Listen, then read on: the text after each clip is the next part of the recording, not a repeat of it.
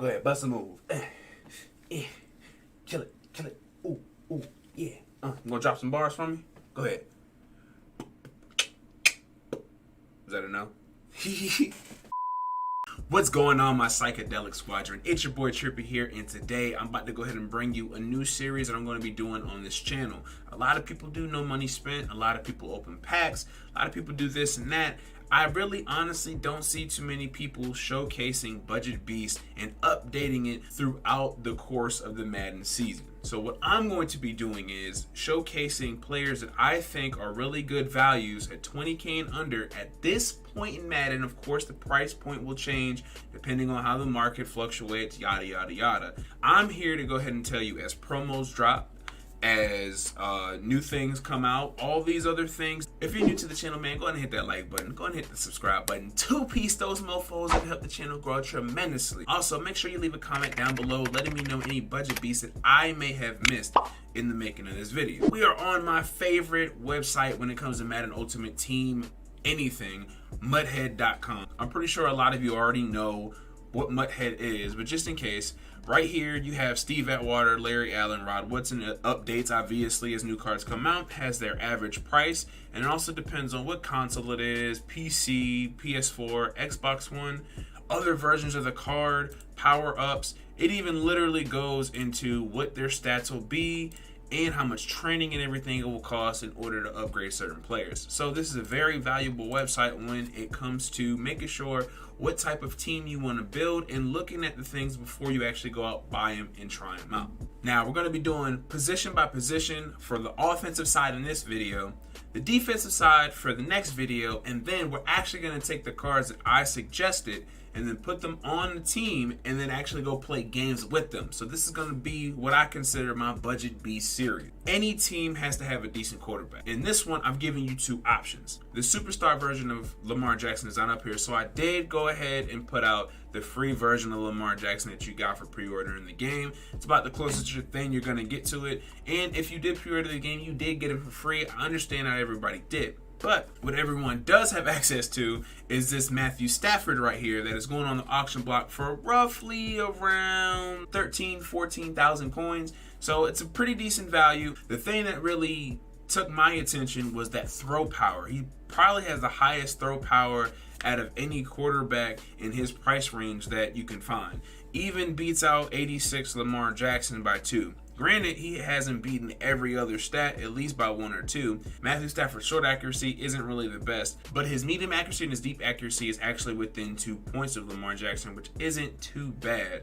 Now, throw power is a really key stat because you don't want to sit here and throw like rubber duckies down the field. And then this year, they have this out of range thing that happens when your quarterback is throwing to a receiver too deep down the field for his actual throwing power. You really can't get much better than this, and you can snipe these 80 overall cards for around 10K if you're... Now, the next position we have on this list is running back, and right here we have two really shifty guys that I really want to highlight here.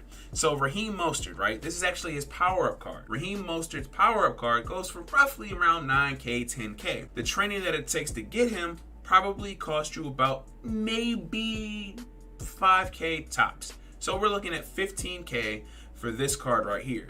Now you're thinking you still have to get his 81 overall card in order to power him all the way up. That's not true, my friend. Actually get a power-up pass that you can go ahead and throw on him instead. And this is one of the best players that you can actually put that 64 to 81 overall power-up pass on, because once you power him up, he gets 87 speed. 87 speed at this point in mud is ridiculously fast with really good agility, which is a very key stat as well for a running back this early in mud with 87 speed. Now, Tariq Cohen is a good option too, because Raheem Mostert can be that guy that you go ahead and give the ball to in the power sets, I formations, and things like that. Then you can go ahead and put Tariq Cohen in that third down running back slot. Now, I say that because he has really good agility. His speed is okay. It's so-so. It's not the best. If you look at his route running stats, 65, 60, 50, 60, his catching stats are a hell of a lot better than Mostert's. I would personally make sure that you put him in this position. Now, granted, both of these players' juke moves and spin moves, they aren't the best, but I would highly suggest these two players because of their speed, Tariq Cohen's catching ability, and their high agility stat. Now, next up, we have the wide receiver position. We already know what the most important stat is, and that is speed.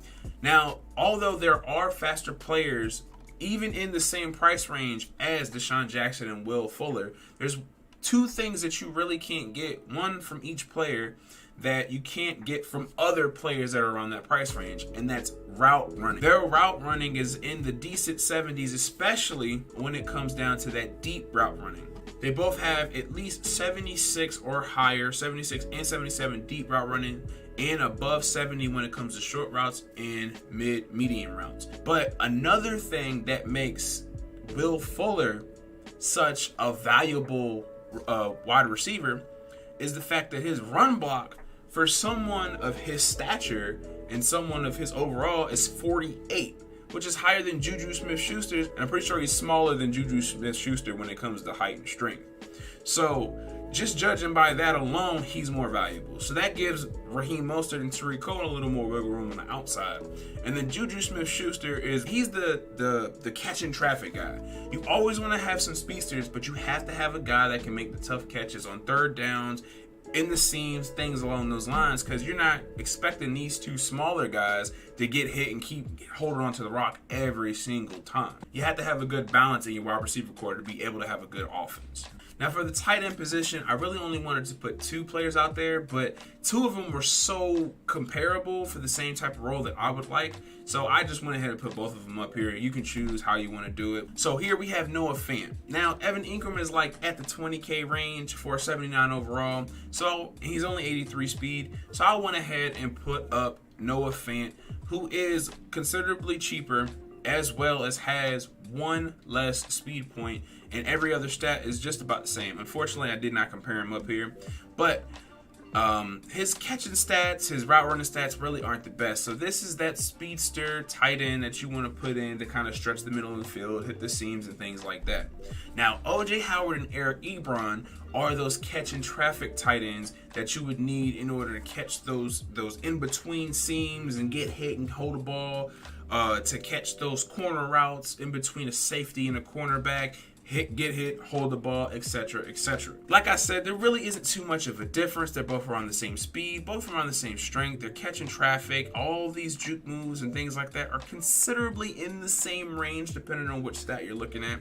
So in my opinion, it's really a toss-up between the two whether or not you want to put them on your team or not. As you can see by my man Russell Okung's price, you're gonna be paying a little bit more for him. There's one particular reason why I would put him on this list, and it'll be a little bit easier to show you on the actual game. All right, so about to hit the auction block real quick. If we go ahead and type in Mr. Okung, you're going to see that the main reason, other than his decent stats, are actually with Edge Protector. Now, this ability allows stronger pass protection versus elite edge rushers. You're gonna come up against some guys with an Aaron Donald, a Von Miller, whoever else is gonna set that edge, and you're gonna need some extra little oomph so your guy doesn't get kind of bullied around. Now, on the PlayStation currently, he is at 20K. He's teetering on the brink of 20K. But I have seen him as low as 15K, surprisingly, honestly, because this is a pretty good value. Staying on the auction block right now, we're going to go ahead and look at the next position, which is left guard, and my man, superstar version Alex Lewis, who also comes with an ability, Puller Elite, which significantly increases effectiveness of pull blocks. But this is the best ability that you can have, plus his stats are pretty good for his position. It's got 79 strength, which I would like to stay above that 80 range, but for the ability that he has, it's not too bad. 83 awareness, 75 pass block, 77 pass block power, 71 pass block finesse. He's more of a run blocker too, which I like my guards to be. I don't know how you would like yours to be. But going on the market for about 15,000 coins on the PS4. I honestly don't see there being a better value. All right, about to go ahead and switch back to Mudhead, showing you the best center that you can get for under 20,000 coins. And that's gonna be my man, Patrick Morris. In all seriousness, man, we're actually gonna go with 79 overall, Mitch Morse. Now, a key reason for that is he's very affordable at just around 7,000 coins, depending on which market you're on. You're not really going to get too many values for the center position for 20,000 coins and under, so I suggest going ahead, rocking with Mitch Morse until better value comes out on the auction block. And right here, we have power up Larry Allen for the right guard position. Now, it says he goes for about 4.6K on Xbox and PlayStation, but you can actually play the solo challenges and get him for free. Then, if you take that 4.6K, about 5K, and actually invest 179 training, you can get him up to an 81 overall, and he'll have 86 strength, which is about the highest in the game in terms of anybody around this price range whatsoever. His run block is 80, his run block power is 81, his run block finesse isn't an 80, but it'll do for the time being. His pass blocking is only 75, but his pass block power is a 79, and his pass block finesse is a 75. And his impact block, which is a key, position for a guard, is actually 79. And you can also power him up as the season goes on, when his training gets lower and lower, and it's more of a value for you. And right here, last but certainly not least, we have Brandon Smith, 79 overall. The key reason I got him is because he's right above that 80 strength with the 83. So what I did was I found the person that had the most decent strength, as well as the most decent run blocking and pass blocking. Now, as you can see, none of them are over 80, but they are very serviceable in the mid to kind of high 70s, and that'll get you by at least until a newer card comes out and these promos start dropping, and then we can actually get more budget beasts out there. I know this video was just a little bit longer than I would like it to be, but I hope you found the information useful in this video. Now, if you haven't already, make sure you hit that like button. Make sure you hit that subscribe button. 2-piece those mofos that'll help the channel grow tremendously. And make sure you stay tuned for the defensive budget beast video that I will be having coming out very soon after this one. And don't forget that I will be having gameplays up with the same players that I'm recommending to you. So don't sit here and act like I'm about to go off and do the same thing all these other YouTubers are doing. I'm actually going to show you how these people play. And if you don't like them, hey, make sure that you let me know what budget beast that you prefer over the ones that I suggested down in the comment section below. But like I said, I hope you enjoyed. And until next time, fellas, peace.